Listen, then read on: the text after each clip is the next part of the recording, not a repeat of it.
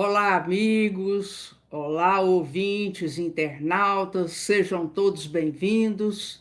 Com muita alegria que estamos para mais um Evangelho Lunar online do Grupo Espírita Paulo de Tarso, do Rio de Janeiro. Eu sou Vânia e falo aqui de Uberlândia, Minas Gerais.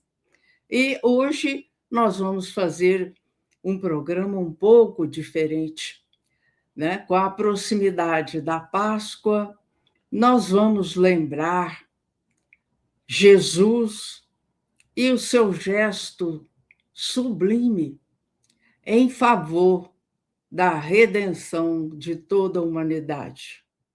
Para bem iniciarmos o nosso encontro, vamos fechar os olhos, pensar em Jesus e fazer a nossa oração. Vamos lá? Pai de misericórdia, Jesus, Divino Mestre, queridos benfeitores espirituais, aqueles que dirigem a nossa reunião, aqui estamos para mais um Evangelho no Lar online do Grupo Espírita Paulo de Tarso, no Rio de Janeiro. Nesse instante, Senhor, estamos pedindo a limpeza fluídica para todos os lares, o amparo e assistência amorosa dos benfeitores da vida maior, para fortalecer todos aqueles encarnados e desencarnados que sintonizam conosco. Que todas as famílias, Senhor, recebam o amparo através dos emissários divinos, fortalecendo-lhes a união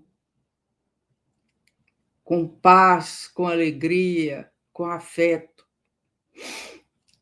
E que todos possam sentir-se fortalecidos para continuarem a sua jornada evolutiva. Pedimos ainda, Jesus, para o planeta Terra, pela paz no mundo, para toda a humanidade encarnada e desencarnada. E nós agradecemos, Senhor, por tudo o que o Senhor nos ensinou e exemplificou. Que a lei de amor possa tocar os nossos corações e as nossas mentes,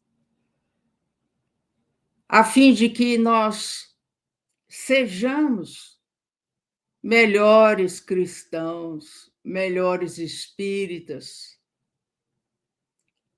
conscientes de que há a justiça divina, mas ao lado dela, a misericórdia do Pai, que não nos abandona em momento algum, principalmente nas lutas mais difíceis. Com a prece que Jesus nos ensinou, nós louvamos, agradecemos e pedimos. Pai nosso que estais no céu, santificado seja o vosso nome. Venha a nós o vosso reino, seja feita a vossa vontade, assim na terra como no céu. O pão nosso de cada dia, dai-nos hoje, Senhor. Perdoai, Senhor, as nossas dívidas, assim como perdoamos nossos devedores. Não nos deixeis cair em tentação, mas livrai-nos da prática do mal, que assim seja, graças a Deus.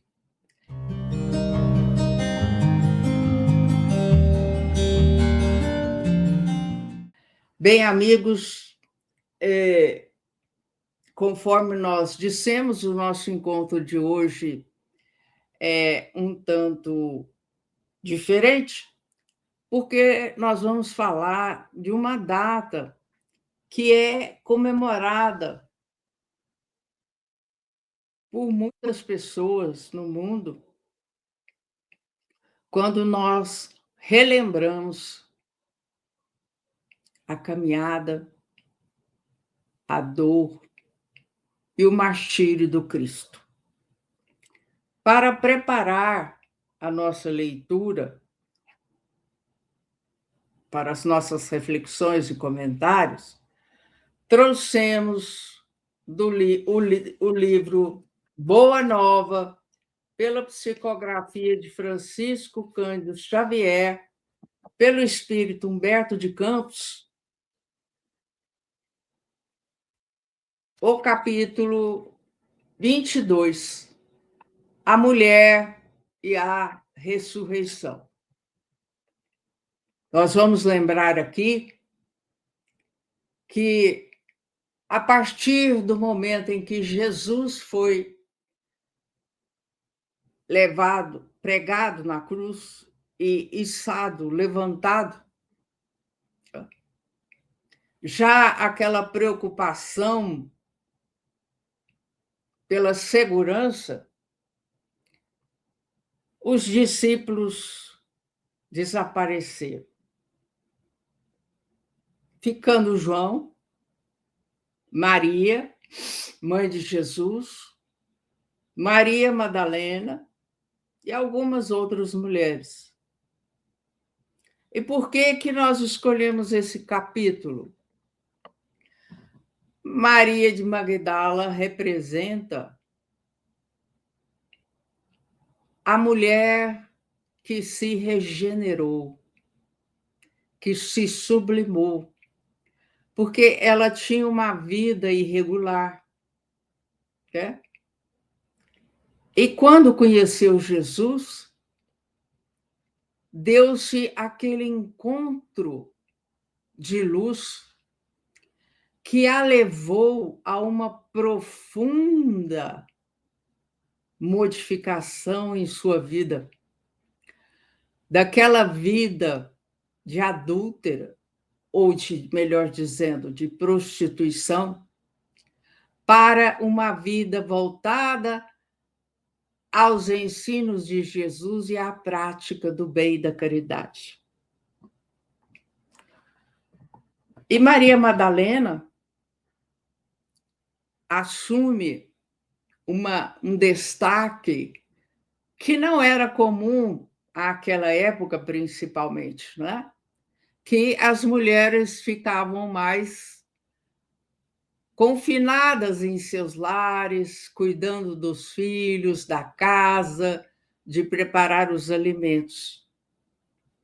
Mas, pelo processo de sua transformação moral e pela afeição sincera que dedicava a Jesus, no dia seguinte ao enterro na gruta, na caverna, Maria esteve lá e viu que a roda que fechava a entrada estava semiaberta. Ele pôde verificar que o corpo de Jesus havia desaparecido. Mas eis que, algum tempo depois, Jesus surge à sua frente e conversa com ela. Diz que ele não morreu, que ele ressuscitou e que ele enviaria um outro consolador para estar conosco e que continuasse o trabalho do bem. Então, vamos relembrar algumas coisas que Humberto de Campos nos trouxe. 2 dias eram passados sobre o doloroso drama do Calvário, em cuja cruz de inominável martírio se sacrificara o Mestre pelo bem de todos os homens. Penosa situação de dúvida reinava dentro da pequena comunidade dos discípulos. Quase todos haviam vacilado na hora extrema. O raciocínio frágil do homem lutava por compreender a finalidade daquele sacrifício. Não era Jesus, o poderoso Filho de Deus, que consolara os tristes, ressuscitara mortos, sarara enfermos de doenças incuráveis? Por que não conjurara a traição de Judas com as suas forças sobrenaturais? Por que se humilhara assim, sangrando de dor, nas ruas de Jerusalém, submetendo-se ao ridículo e à zombaria? Então, o emissário do Pai deveria ser crucificado entre dois ladrões? As questões que Humberto de Campos coloca, por certo, refletiam o que se passava na mente dos discípulos, daqueles mais próximos de Jesus. E o questionamento principal era por que Jesus não evitou essa sequência dolorosa. Com os poderes que tinha, ele poderia muito bem evitar que Judas o traísse ou vendesse. Né? Por que que ele suportou as humilhações, a zombaria, o ridículo, o açoite, o apedrejamento, a coroa de espinhos? Que aquele ser de luz e de amor teria que passar por esse sofrimento? Se ele foi e é o espírito mais puro que já passou pelo planeta até os nossos dias. Vamos pensar. Enquanto essas reflexões eram examinadas de boca a boca, a lembrança do Messias ficava relegada a plano inferior, olvidada, esquecida a sua exemplificação e a grandeza dos seus ensinamentos. O barco da fé não sossobrara inteiramente, quer dizer, não afundou inteiramente, porque ali estavam as lágrimas do coração materno trespassado de amarguras. O Messias redivivo, porém, observava a incompreensão de seus discípulos como o pastor que contempla o seu rebanho desarvorado. Desejava fazer ouvida a sua palavra divina dentro dos corações atormentados, mas só a fé ardente e o ardente amor conseguem vencer os abismos de sombra entre a terra e o céu. E todos os companheiros se deixavam abater pelas ideias negativas. Esse trecho nos proporciona belíssimas reflexões.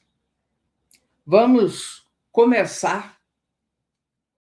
Por que Jesus se humilhou tanto assim?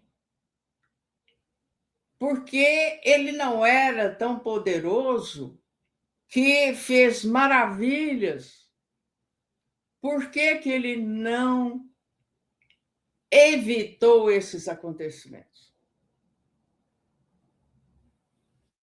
Qual a explicação que nós temos? A magnanimidade, a grandeza de Jesus, a grandeza moral e espiritual. Pois ele queria dar o exemplo de fé no Pai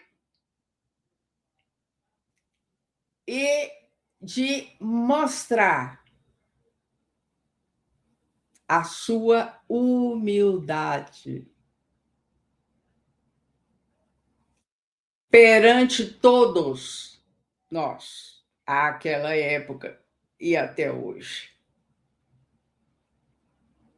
Então, há situações pelas quais todos nós temos que passar, e elas têm o seu valor.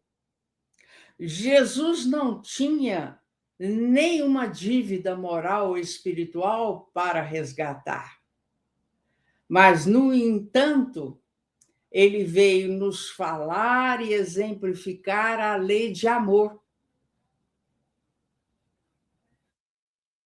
Amor esse que ergue os caídos, que cura os doentes, que consola os aflitos.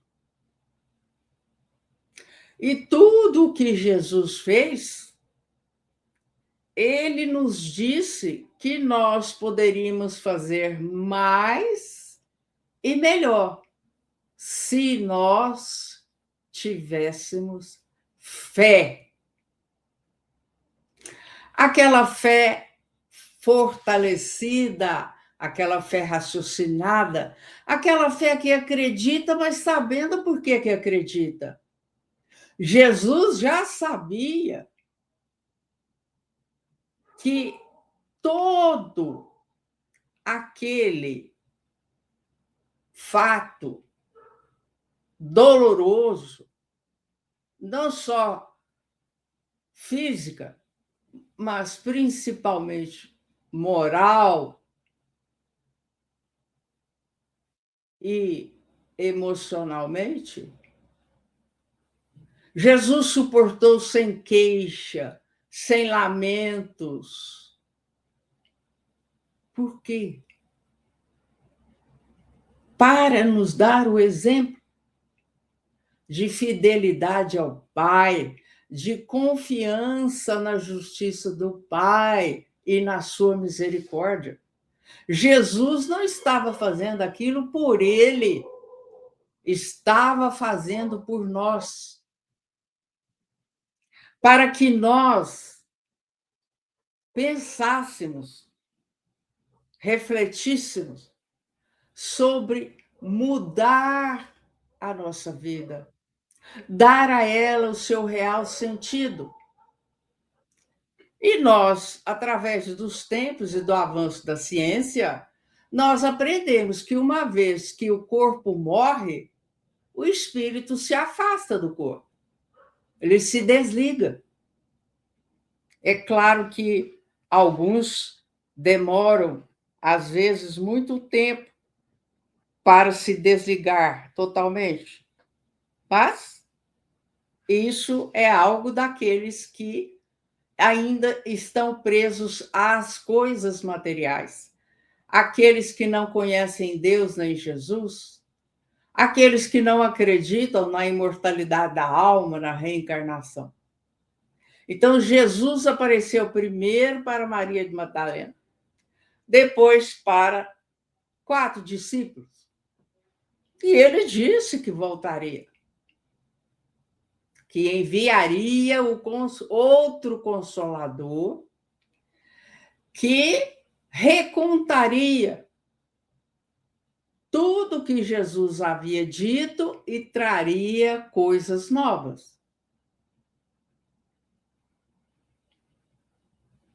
Então, meus amigos, a Páscoa, nós sabemos que a palavra em hebraico significa passagem. A Páscoa representa a passagem de Moisés com os judeus pelo Mar Vermelho, né? O mar abriu-se ao meio e os judeus passaram para chegar à Terra Prometida.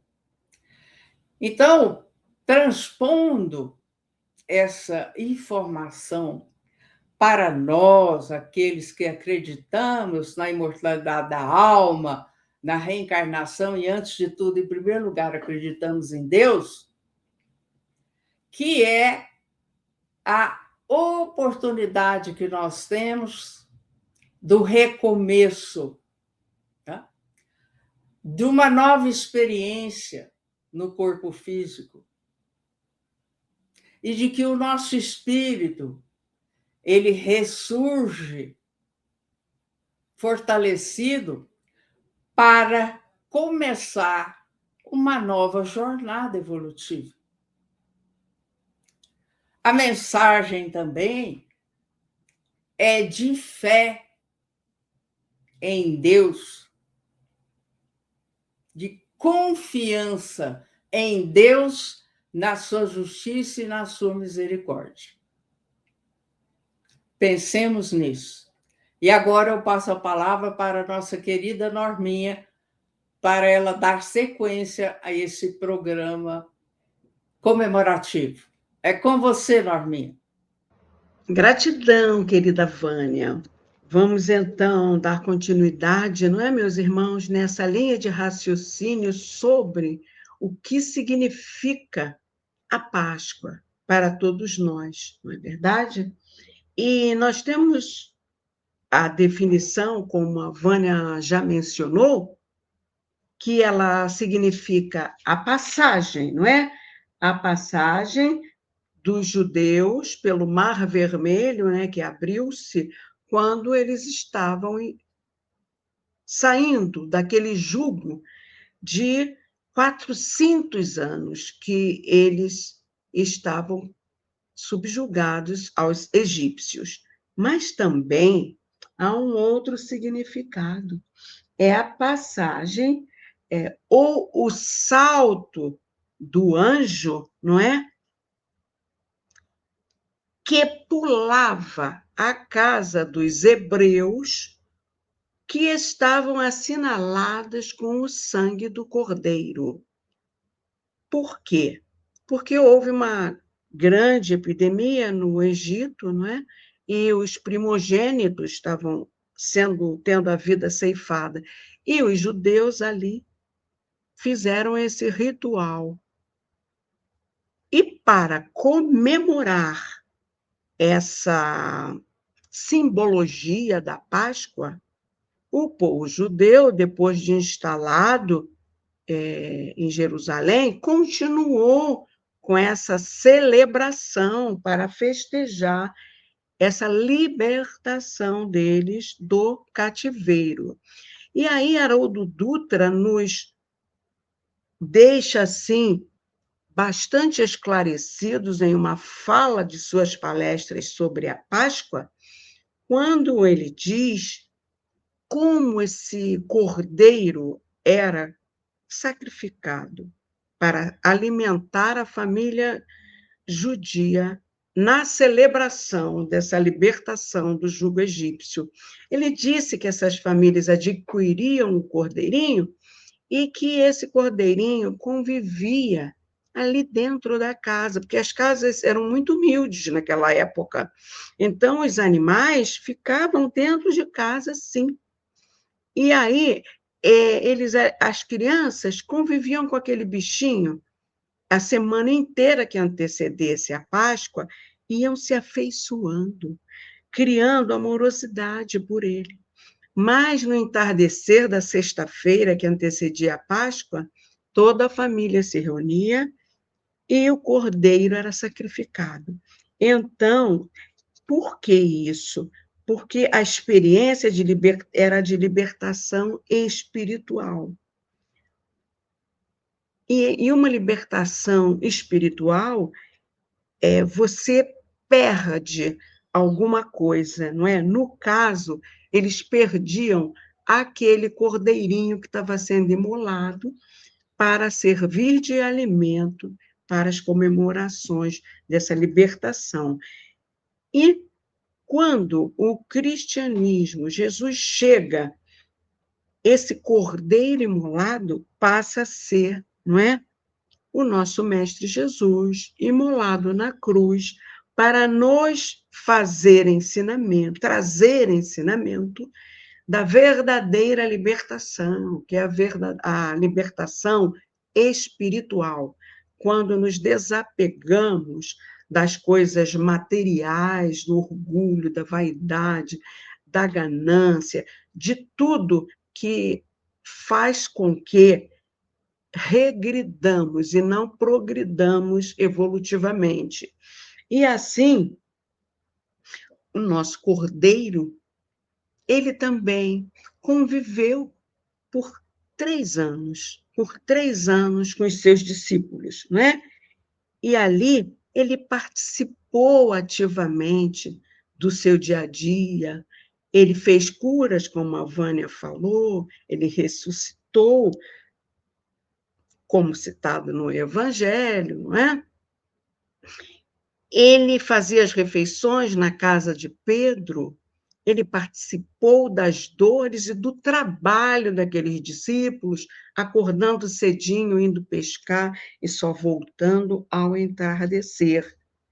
Então, ao término desses 3 anos, quando Jesus se reuniu com eles na última ceia para avisá-los que os deixaria, Jesus disse, não é, que ele teria que partir para o mundo incorpóreo, que esses irmãos que ele aprendeu não eram mais, ele aprendeu a amá-los. Então, eles sofreriam com a separação, com a tristeza da ausência física do mestre, mas que de onde ele estivesse, no plano espiritual, ele os estaria assistindo. E então, na oportunidade, ele mencionou esse amor incondicional que ele devotou àqueles discípulos, falando para Pedro que Pedro o negaria por 3 vezes, mas ele nunca deixaria de amar Pedro por isso. Porque, na sua condição angélica, ele sabia das nossas dificuldades, do quanto ainda somos pequeninos diante da sua evolução espiritual, mas ele conseguia enxergar também as qualidades que aqueles rudes homens possuíam e poderiam levar a sua mensagem adiante. Ele também fala para Judas, não é? Que Judas o trairia, mas que ele o perdoaria. Então, é, esse é o exemplo de amor que Jesus dá por todos nós, ou seja, apesar das nossas imperfeições, porque ele sabe que nós um dia conquistaremos essa evolução que ele prega, que é a mais importante, que é a evolução espiritual, que é para isso que nós estamos encarnados, entendeu? E assim, isso nos leva, meus irmãos, a uma reflexão de um texto ditado pelo Espírito de Carlos Torres Pastorino, aquele mesmo autor de Minutos de Sabedoria. Esse texto vai tratar sobre a impermanência e a imortalidade. É da 4ª edição da FEB, de 2005. E ele é destacado, parte desse texto, no livro O Espiritismo de A a Z, sob o título de Ressurreição Espiritual. Vamos ver o que Pastorino nos diz? Ele fala assim, meus irmãos, a reencarnação tem por finalidade o desenvolvimento do Deus interno em cada espírito. Todos nós não sabemos que nós temos a fagulha de Deus dentro de nós, precisamos deixá-la desabrochar. Então, através da reencarnação, nós vamos tendo essas oportunidades de burilamento da nossa pedra bruta espiritual para que ela resplandeça iluminando esse Deus interno que há em cada um de nós. Aí, Pastorino continua. Entretanto, a ressurreição espiritual é o processo mais eficaz para ensejar a conquista do eu integral. Em cada ressurreição que equivale sair da sombra de si mesmo para a claridade da consciência, a superar a ignorância, mediante a aquisição do conhecimento, dá-se um passo avançado e produtivo na conquista da paz que se anela, entendeu? Então, é iluminando para a nossa ação, não é? E a gente não conhece, no Evangelho de João, capítulo 8, versículo 32, a fala do Mestre: e conhecereis a verdade, e a verdade vos libertará. Ou seja, o conhecimento profundo, meus irmãos, e a vivência da verdade divina através do Evangelho liberta as pessoas das prisões espirituais, como pecado, medo, mentira, trazendo transformação interior, que é a verdadeira liberdade. Jesus, então, veio libertar o homem da escravidão da matéria, da escravidão dos sentidos, porque a matéria é opressora, os sentidos físicos são estreitos. Então, a mensagem de Jesus, ela é libertadora, porque vem trazer um amor incondicional, que ama, como a gente exemplificou, independente das nossas falhas, como foi Pedro ao negar o mestre, como foi Judas ao traí-lo. Portanto, é um amor que liberta. Foi essa libertação que conquistaram, meus irmãos, Saulo de Tarso e Maria de Madalena. Ou seja, conquistaram a ressurreição espiritual. Como isso se deu? Saulo de Tarso, não é? Fora um fariseu zeloso e perseguidor dos cristãos, não é? Enquanto viajava, entretanto, para Damasco, para prender cristãos, o que aconteceu? Uma luz intensa do céu o cercou, fazendo-o cair no chão. E assim ele ouviu uma voz que dizia: Saulo, Saulo, por que me persegues? Ele perguntou quem falava. E aí a voz respondeu: eu sou Jesus, a quem tu persegues. A experiência, meus irmãos, impactou e deixou Paulo cego, necessitando ser, então, guiado até Damasco. E Jesus instruiu Saulo a ir para a cidade onde receberia as instruções. Chegando em Damasco, não é? Um discípulo chamado Ananias, por instrução divina, impôs as mãos sobre Saulo, curando sua cegueira.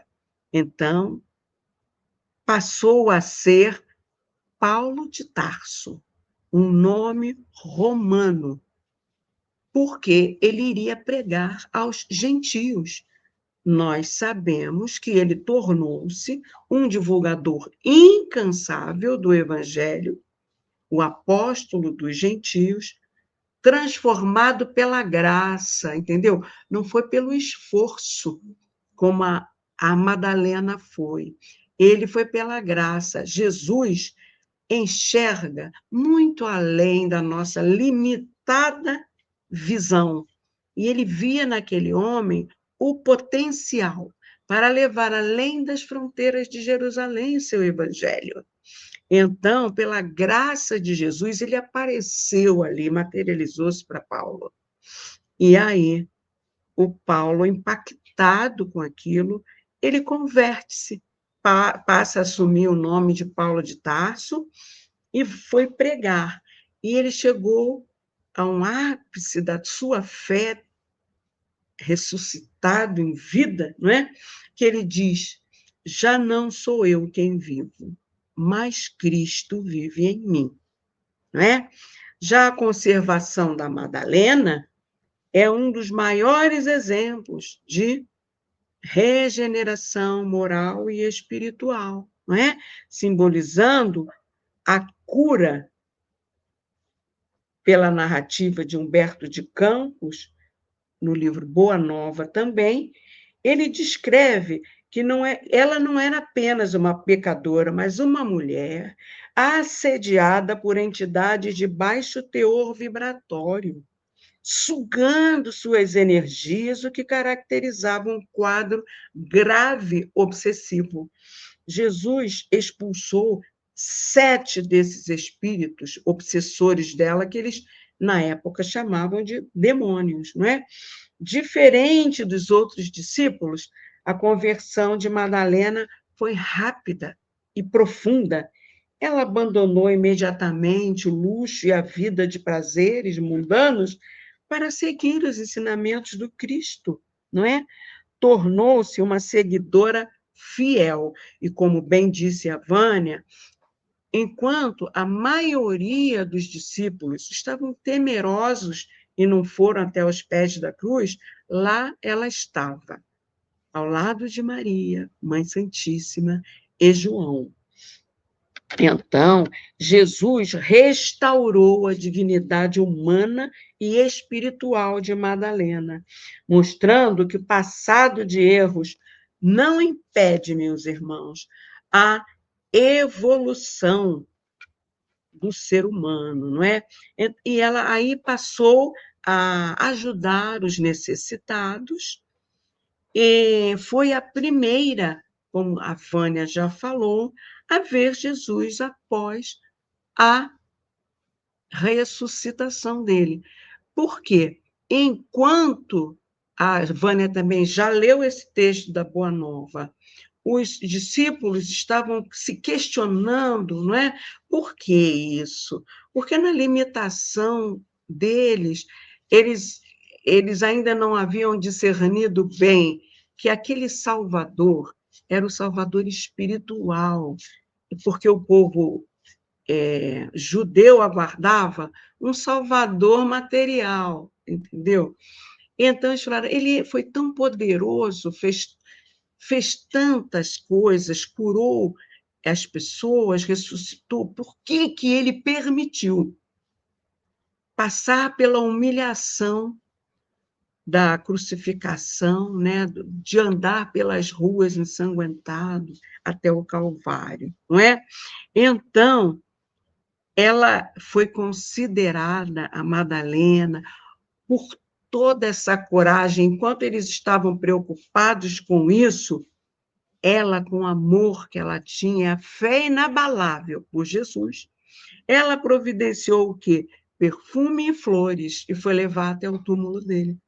E aí foi merecedora, por sua fé inabalável, de ser a primeira a ver Jesus ressuscitado. Então, a história dela, nas obras psicografadas por Chico Xavier, é frequentemente utilizada para ensinar o perdão, a reencarnação e a capacidade de qualquer indivíduo se regenerar através da reforma íntima, do trabalho na seara do bem e do amor.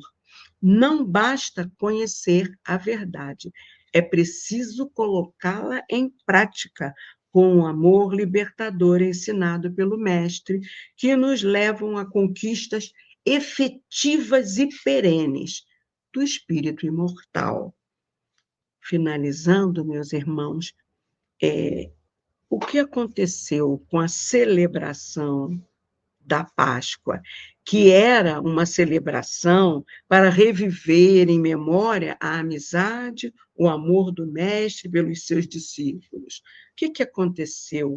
E, sobretudo, a memória da libertação da qual ele foi mensageiro, né? Libertação espiritual. Com o passar dos séculos, nós transformamos a Páscoa em coelhos e ovinhos de chocolate, apagando completamente a dimensão espiritual e a experiência religiosa. Como resgatar, meus irmãos, esse amor libertador de Jesus em nossos corações? Temos um instrumento precioso nas mãos. que precisamos deixar de herança para os nossos filhos, não é? É fazer com que essa semente da fé desabroche. E, como instrumento, nós temos o nosso evangelho no lar.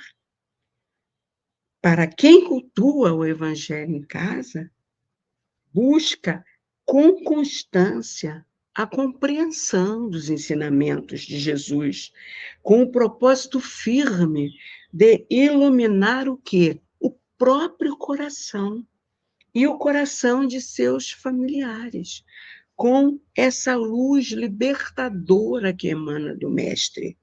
E quando o colocamos em prática no cotidiano, todos esses ensinamentos do Evangelho, transformamos a nossa própria casa num templo de Cristo, num ponto de luz a irradiar por toda a vizinhança. Será que estamos firmes nesse propósito? Essa é a nossa reflexão para a próxima Páscoa, que possamos transformá-la nessa memória do amor libertador de Jesus para o nosso espírito imortal. Muita paz, queridos irmãos. Vamos então agora elevar os nossos pensamentos ao alto, não é? Buscando aquela serenidade necessária para a fluidificação da água, não é?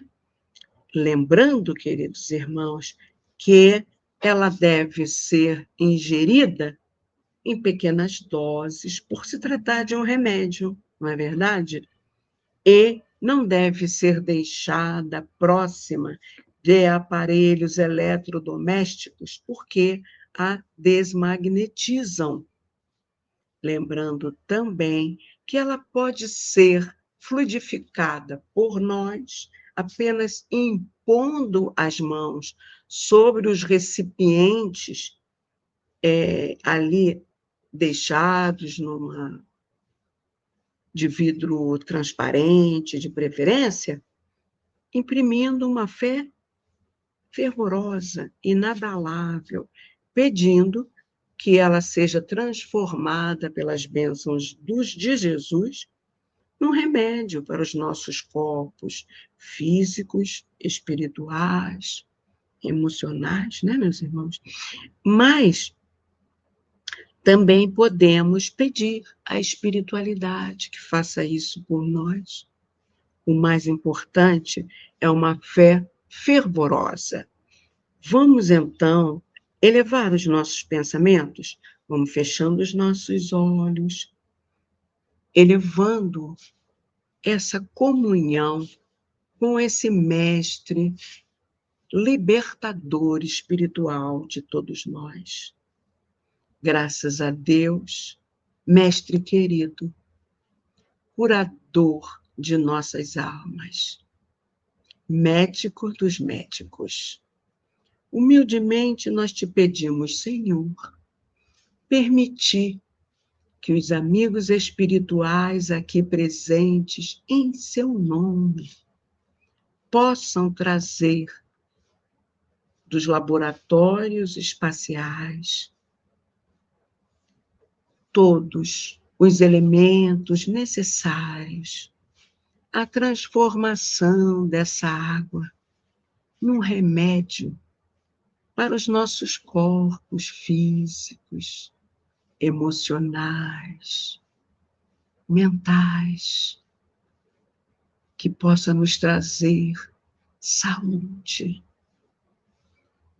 Humildemente nós vos suplicamos, Mestre abençoado, que assim seja, graças a Deus.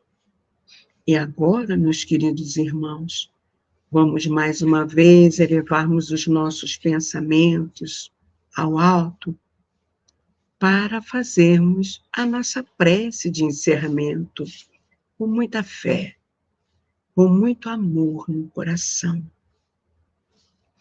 Graças a Deus. Gratidão, mestre querido. Que a Páscoa deste ano seja realmente celebrada por todos nós, com muito amor, com o propósito de rememorarmos toda a vossa exemplificação de amor incondicional pelos seus discípulos e por cada um de nós, seus irmãos, ainda pequeninos, nessa estrada longa, evolutiva do espírito imortal. Permita, mestre querido, que esse seu amor incondicional invada os nossos corações e se expanda pelos nossos familiares, passando a eles esses seus conceitos abençoados e transformadores. Que essas bênçãos, Senhor da vida, possam expandir-se a todo e qualquer irmão que esteja em necessidade, seja qual for o tipo de necessidade. Que ela chegue aos desamparados em situação de rua, que ela chegue aos que estejam sofrendo em instituições como orfanatos, presídios, asilos, ou ainda nas vítimas das intempéries climáticas ou das guerras que ceifam tantas vidas, Senhor.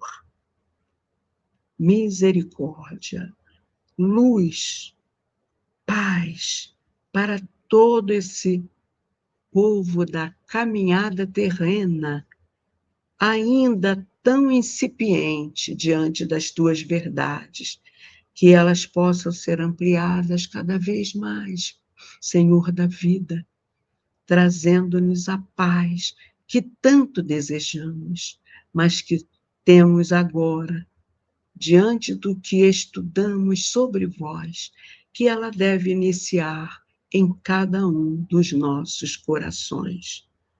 Muita gratidão a ti, Senhor.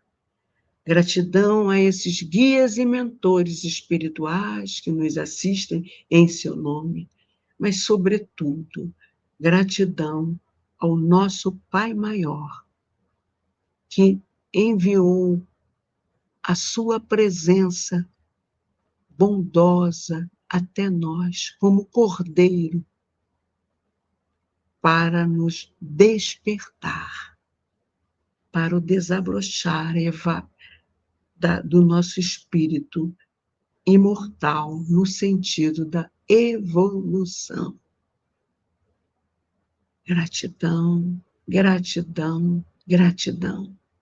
Muita paz, meus queridos irmãos, e te pedimos, Pai, que nos dê autorização para encerrarmos esse nosso encontro de hoje, dando todos juntos dos dois lados da vida e do fundo dos nossos corações.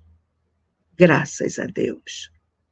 Até a próxima semana, queridos irmãos, se Deus quiser. Uma abençoada Páscoa para todos. Fiquem em paz.